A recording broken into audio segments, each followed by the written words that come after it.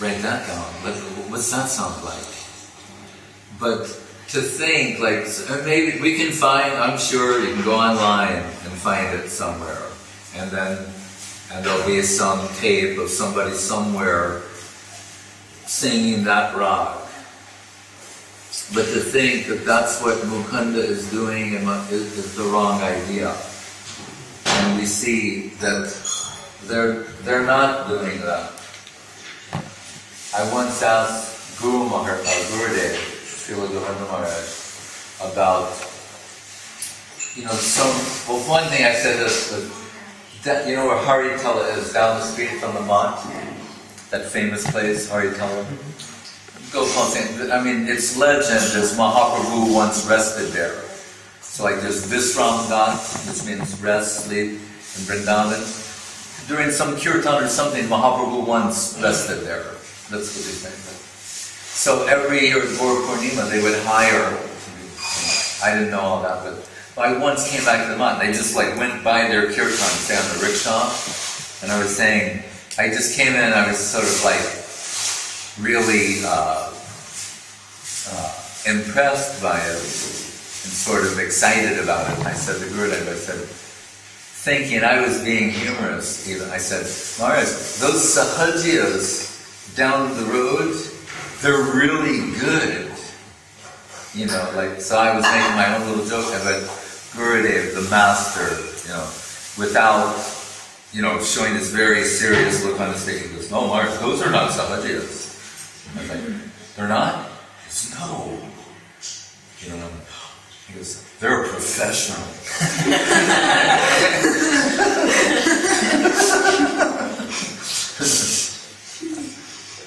And so for that, because I thought, maybe I'm committing some of it.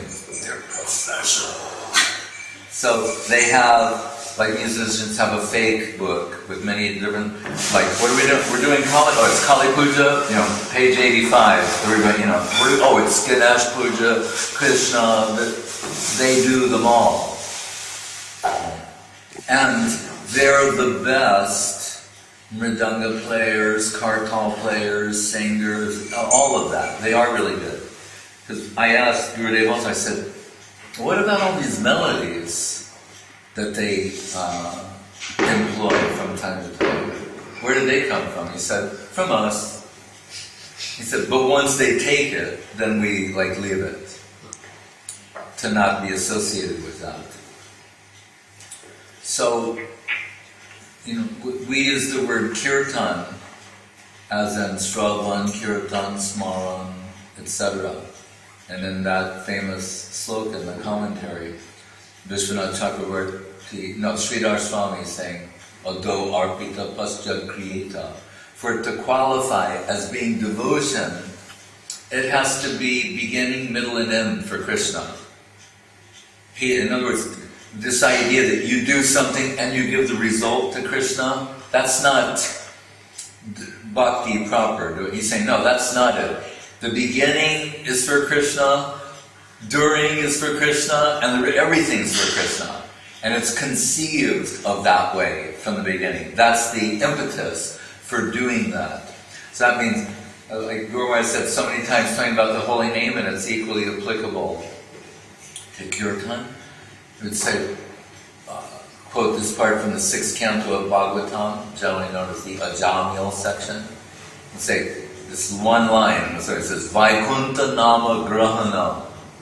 So Vaikuntha, sometimes they say, we always, every time we have this sort of knee-jerk response, we hear the word Vaikuntha, we think four-armed, it means that also, Lakshmi Narayan, four-armed, Vishnu forms, etc. But it not only, sometimes Vaikuntha means spiritual. Like a Guru says, the Vaikuntha world, he means the spiritual world. So here when he says, Vaikuntha Nama Graha, is it spiritual sound? That's how he translates. He said, that's what we're concerned about.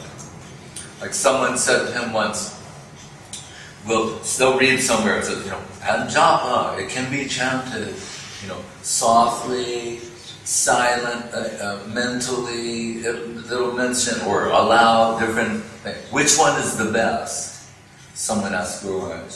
And he said, he said, it's not that one is better than the other, it's the quality of it determines whether it has any substance or not. So when it comes to kirtan,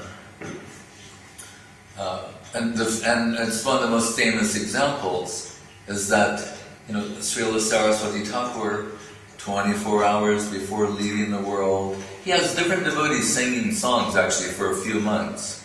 And Jajavar Maharaj was singing like high songs for him personally in the last few months of his life. So that means, like, if you walk it back, December, November, October. So October, November, December of 1936, Jagannath Puri, Jajavar Maharaj is singing some Astakalya Leela songs about this, that, the other. It's for special for Saraswati Thakur. But anyway, as we're told, the day before his departure, 24 hours before, he calls Guru Maharaj in to sing Sri Rupa Manjari Pada, which is the anthem of Gaudiya Vaishnavas. It's, it's how do you say, hard to properly express the meaningfulness of this song.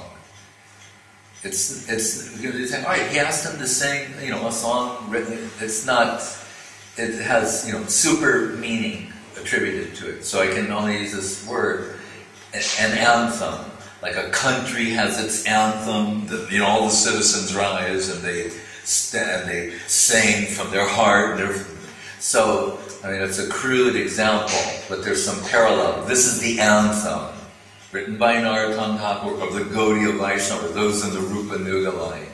So that Saraswati Thakur calls him forward to sing, the national anthem of the Gaudiya Vaishnavas is a big deal. It's meaningful and symbolic in substantial ways. And we know that Guru Maharaj, his nature, by his own description, back pushing, and by that he means shy, modest, in the background. He doesn't immediately come forward. And the manager, he's thinking, well, Sridhar Maharaj isn't like one of our better singers. You think, so someone who was an excellent, what they call kirtaniya, which is Srila Bhakti Pramod Puri Maharaj, he's an excellent singer, and Sridhar Maharaj is hesitating, so you sing. And he starts singing. And then Saraswati Thakur stops him. He said, I'm not interested in hearing a sweet tune. And he's saying, yes, you're a good singer, that's not what this is about at this moment. And to his credit, Puri Maharaj, he would tell this story. He never tried to conceal this, and it was full Vaishnava humility, and he'd tell the story equally enthusiastic as anyone else could. A disciple of Guru Maharaj, telling you how significant it was. Because he is the person who says, we witnessed a mystic power transmission of Saraswati Thakur to Srila Sridhar Maharaj of the Rupa Nuga line. Now, sometimes we've had the opportunity to hear Srila Guru Maharaj sing. And I would say, even from our very limited perspective, has some particular charm to it, but not that we're perceiving the charm or the substance that Saraswati Thakur was. But so he said, no, I want to hear it from him. So how do you recognize when something is heartfelt? Okay, so there's a famous saying in the Bhagavatam about Bhavagrahi Janardhan, and that a person inept in the Sanskrit language, this example is given, what are the words? Vishnave and Vishnaya or something, So the person who is not a Pandit and is not Sanskrit adept says it improperly. And the Pandit says it properly. But what the point they're saying is that Krishna, Bhav, we translate that in various ways. Sometimes it means heart. Like we'll say, it means mood or feeling, or it can also mean those things. But more often than not, Bhav translates as heart. That's why Guru said, Bhav, Kanti, Radha, Bhava, Dyuti, her heart and halo. Once he was searching for the meaning. He's translated himself the word Bhav as mood 100 times. But on this particular day, he was going, and Bengali speakers were there, and we were there, and we're all like suggesting these different words, like some mood, Guru said, well, mood can change, and someone suggested something else, and then he finally came out, he said, heart, and translated duty or kanti as halo, whereas many times it's translated as effulgence or radiance, so that's when he said heart and halo. But anyway, so as Bhava Grahi Janardhan means that Krishna is relishing, tasting the heart substance of the bhakta. And that's why that story is given about when Krishna unannounced shows up at someone's house and the wife is all excited, like, oh, we need to offer something. She goes and gets some bananas and she comes and she's looking. Krishna is so beautiful. Right? If 10 million cupids personify as one, like we have trouble with one cupid, right? It's a big issue here. So 10 million cupids, that type of seductive attraction, like everyone has experienced attraction to someone that's very intense and like riveting, where they like can't stop looking at them or thing, and the same. So multiply that 10 million times, and then you're going in the direction of what all attractive Krishna means. Right? And that lady is like peeling the bananas, looking at Krishna, and as we know, she throws the banana away and offers him the peel.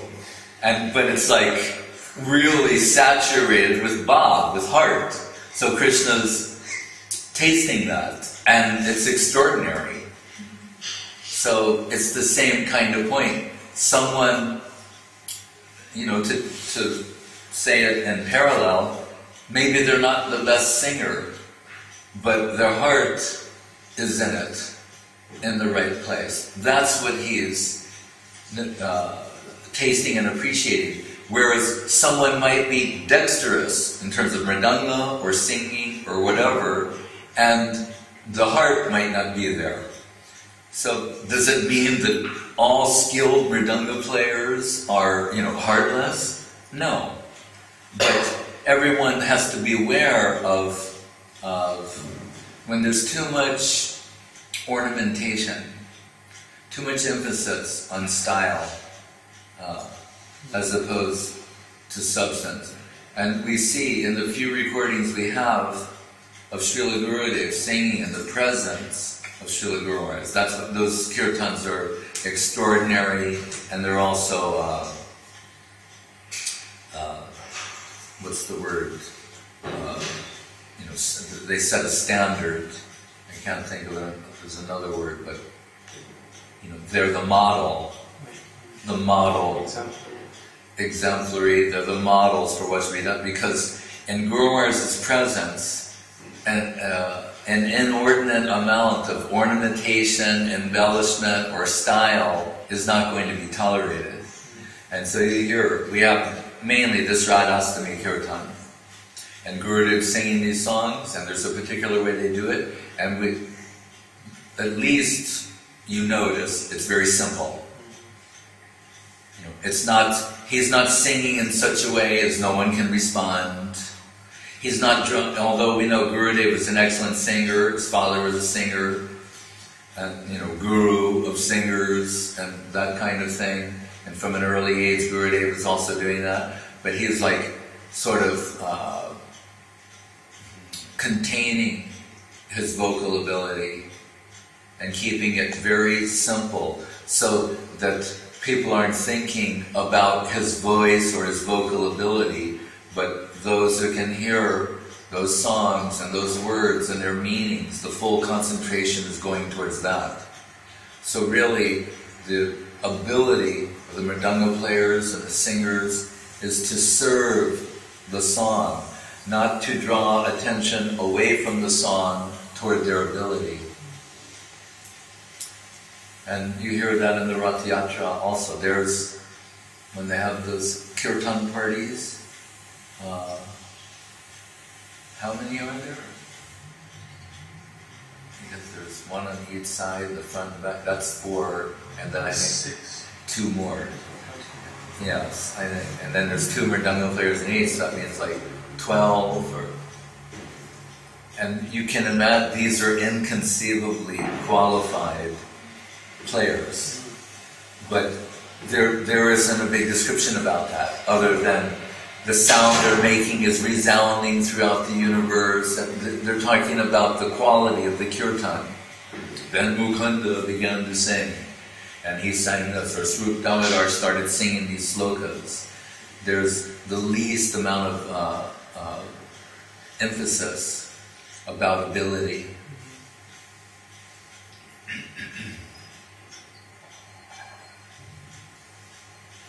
So we try and do it that way.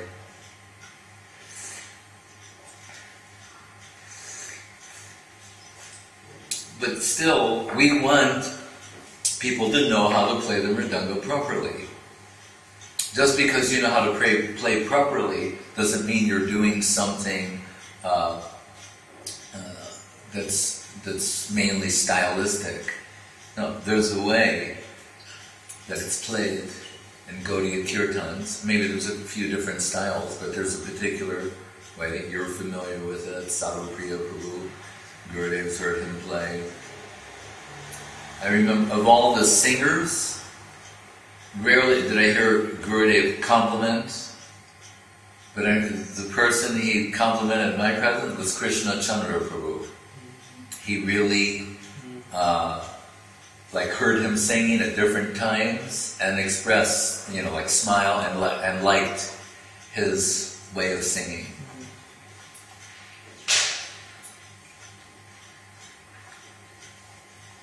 And we know Sadhupriya Prabhu's on the mridanga side of things. He's captured that tradition from the older players at the Math. It's almost like a lineage. You're also adept. She has learned, others have learned. But he sort of fully got the wealth from the Math mridanga players. And we, as I say, I point back to that time of what was done in Guru Maharaj's lifetime, because here he's sitting on his veranda here, and then you go down, and here's the Nath Mandir, and there's a big doorway. So all the sound is coming from there to him. And if someone was playing in a way that he didn't approve, someone was sent down and told them. Guru Maharaj is disturbed by the kartals, or by the drum, or the, So they would get, as Madhusudan Maharaj, Mukunda Prabhu used to say, he'd have a word with that chap.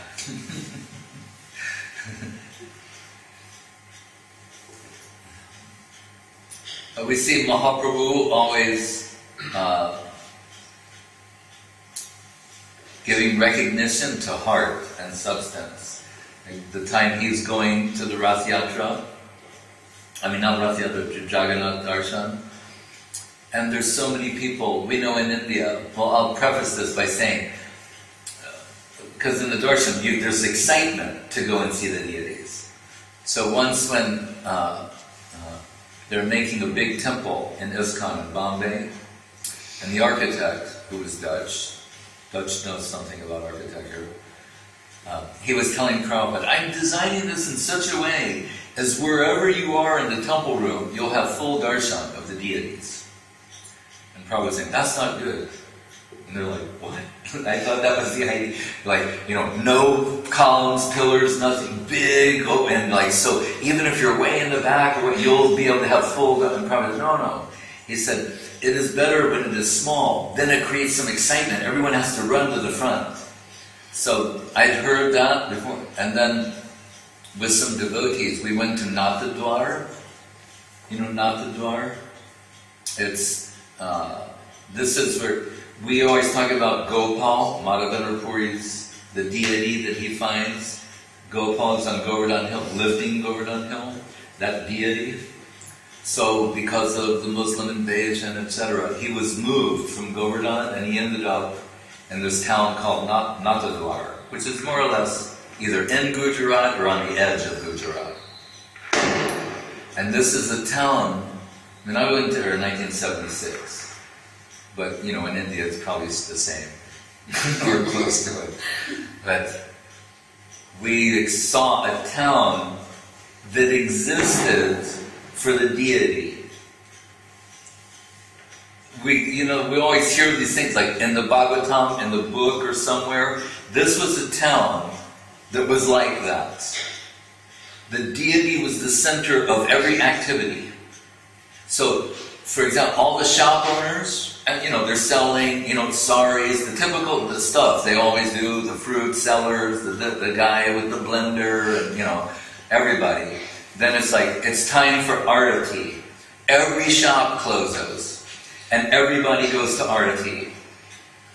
And where the deity is, it's not so, it's around like, what's that, 2 meters or something like that. And cause we were waiting for it to open for a long time, like in the back of the temple. And then the doors opened, and within 30 seconds there were like 500 ladies in front of us. And like, where did they come from? And like, it was like roller derby. You had to like fight your way to like, I'm sorry, and like get up to the front where you could like, and then someone pushed you out of the, you only got to see the deity for like a brief time. And then I say, oh, this is what Prabhupada's talking about, that there'll be some excitement. Or like you go to see Radha Raman, and he's literally this big with this extraordinarily beautiful deity, small area, door. Yeah, again, you have to sort of do something. It requires something from on your part. That's what they want. That's what Prabhupada was saying. He didn't like the idea. Someone sitting, 100 feet away in the balcony, and there's nothing to want them to come out of their seat. They have a full view from there. No, they should, put some energy in it like that. Sometimes Guru would also say that. Fight for your seva. Should be willing to do that like you would for anything else that's desirable.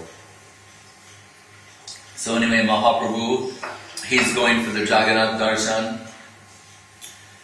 And remember, we hear from Gurudev that Mahaprabhu is what? I don't know it in meters. It's like 7'6". What is that? 2 meters? More than 2 meters. Yeah. Yeah. So he's very tall. And some lady comes who's eager for Jagannath Darshan, and she climbs up on his back because she can see. And the devotee with Mahaprabhu is supposed to keep people away. He's going, get there. He's like gonna hold this lady. You don't know what you're doing. And Mahaprabhu, and he's chastising her. Mahaprabhu said, no, I wish that I had her eagerness. What she's got, that's what we want. Like Mahaprabhu, whoever, she's not thinking that. She's so eager to see Jagannath. That type of heart or quality.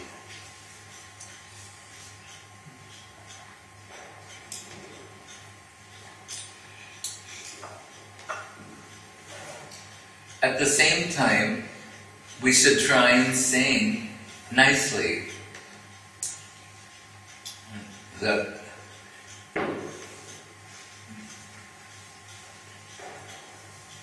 in a way that is pleasing. And we see when we've had kirtans in the presence of Srila Gurudeva, the most expert person will play the drum. In the case of Guru Maharaj's time, he would ask Srila Gurudeva to lead the singing. In his absence, someone else who was qualified.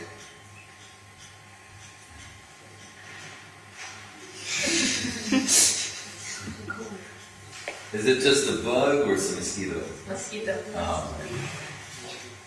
once some devotees, like very strong anatomy, like the German Ubermensch kind of thing, you know, and was qualified in yoga and so many things, you know. And someone was telling Gurudev about that, and Gurudev said, yes, but he was no match for a Bengali mosquito. Because he was like out for 2, you know, he was like paralyzed.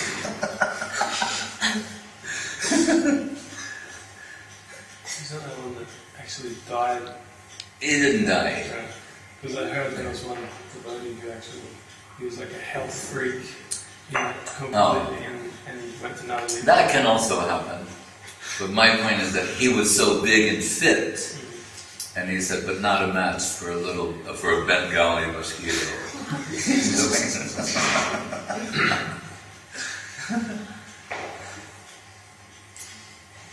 So quality over quantity.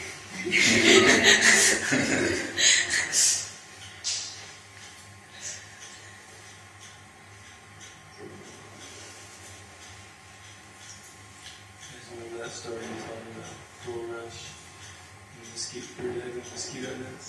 Oh, for Gaur Purnima, it's like the first year we're going to have a big festival of devotees from all over the world coming to Navadvip. And, you know, Gurudev is feverishly making buildings, trying to accommodate everyone. Because the mat that you see now was not there at the time. And he was in anxiety because he ordered all these mosquito nets and they had not come yet. So just a few days before, all the devotees were going to come, like within a day or two, and then the mosquito nets came. And in the afternoon, Guru Maharaj would be in a light mood and have some, you know, light discussion about things, not heavy philosophical things. And I was there with him, and then Srila Govinda Maharaj came up to service, and he was very happy and relieved, and said, Maharaj, the mosquito nets have arrived. Now everyone will be happy. And Guru Maharaj, he said, but the mosquito section, they will not be happy.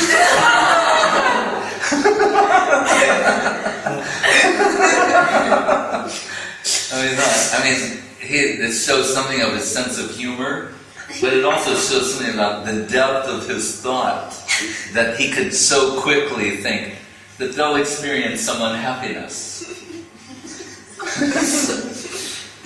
And sometimes about that, he would quote this sloka of Raghunath Das Goswami that says, Yat kinchit trigulmaki kutam mukham goshtesh maskamitat sarvananda maya mukunda lilanukulam. I forget the rest, but it's saying, well, lilanukulam param. That even the insects and Vrindavan and the Dham and the things in the sort, whatever they are, they're lilanukul, like we say anushilanam, anukul, things that are favorable. They're assisting on some level in the pastimes. So Raghunath Das Goswami is saying, even they're worthy of my worship. Right? So Srila Guru Maharaj is very concerned on the mat property. Like, they didn't remove one more tree than might have been absolutely necessary to build the mat. And you see sometimes, in fact, Gurudev just building around a tree as opposed to removing one.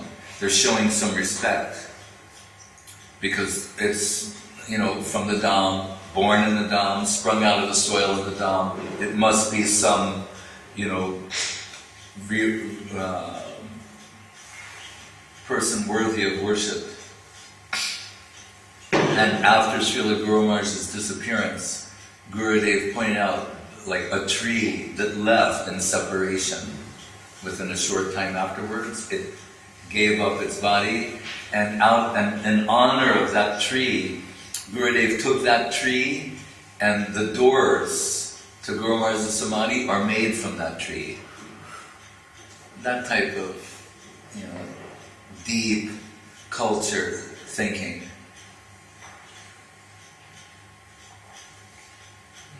beautiful daughters too. Yes.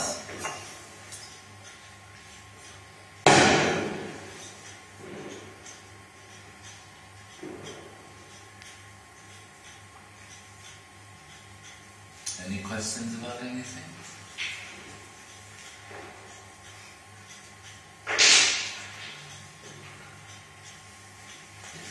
We have a friend of Muki has come.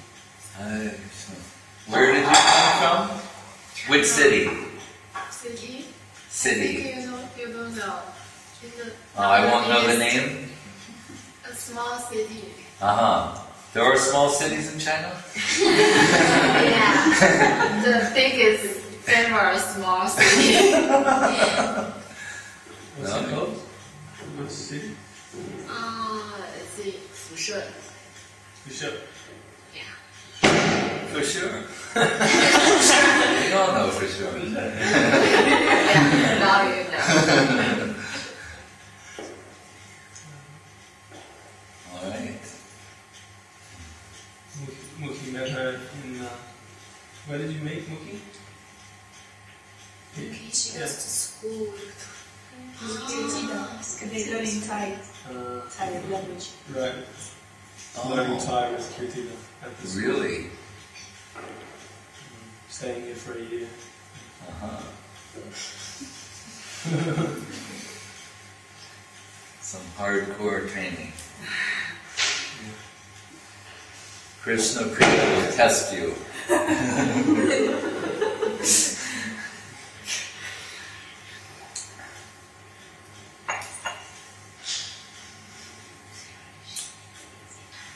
Once Guru Maharaj said to me in the afternoon, he said, "You don't like to learn Sanskrit?"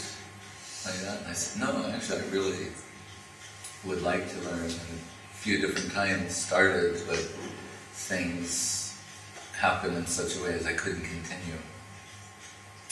And then he said, I know something Sanskrit.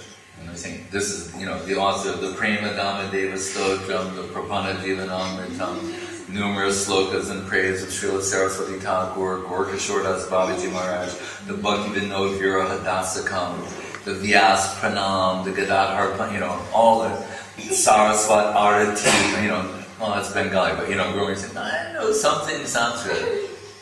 That type, he didn't say like, I know Sanskrit. Once someone brought someone to him, and they're trying to impress Guru Maharaj, and they said, not only does he speak Hindi, but he also speaks Sanskrit. And Guru Maharaj, oh. And then Guru Maharaj started saying, how are you? And like stalking them in conversational Sanskrit, because they spoke Sanskrit in Guru Maharaj's home. Men, women, everybody, they could talk to each other in Sanskrit. And then suddenly that man couldn't say anything. And then we realized, it wasn't 100% true about him being able to speak Sanskrit. So, oh, good, then we'll have a Sanskrit conversation. And in India, with Gurudev, sometimes they have, on a certain station, at a certain time in the afternoon, they have the news in Sanskrit for an hour. And the man comes up and he just reads the news in Sanskrit. It's really extraordinary. But anyway, so that time Guru Maharaj said, I know something Sanskrit. He said, we are not interested in the language world. We're interested in the thought world. And he said, in whatever language it's expressed in. And then he told this story that when, two things. One is, when Saraswati Thakur was giving lectures in South India, sometimes he's speaking Bengali, Sanskrit, English, different, and some man started saying, Swamiji, if you will just speak in one language, then we can follow. And he said, Saraswati Thakur responded by saying, it's not that I'm speaking. Yes, yeah. Right. If you look at it compared to this, it's like twice as huge. Wow. That's why that little boy came running in and he goes, look! And now look out the window, the moon's extraordinary. Right. But anyway, so yesterday, today, we're all kept entering into us. In this way, continuing.